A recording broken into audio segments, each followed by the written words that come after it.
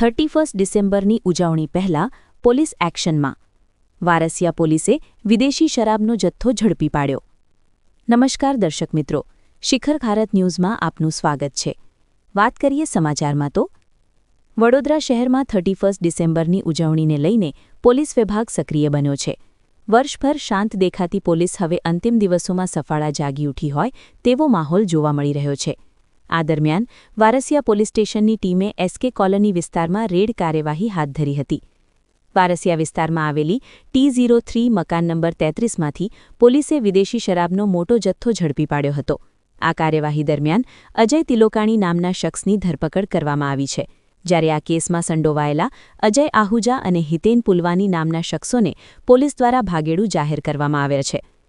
વર્ષભર વિસ્તારમાં ગેરકાયદે પ્રવૃત્તિઓ સામે ખાસ કામગીરી ન થવાની ચર્ચાઓ વચ્ચે વર્ષના અંતે કરાયેલી આ કાર્યવાહી પોલીસની કામગીરીને લઈને ચર્ચાનો વિષય બની છે. હવે પોલીસ ભાગેડુ આરોપીઓની ધરપકડ માટે વધુ તપાસ હાથ ધરી રહી છે.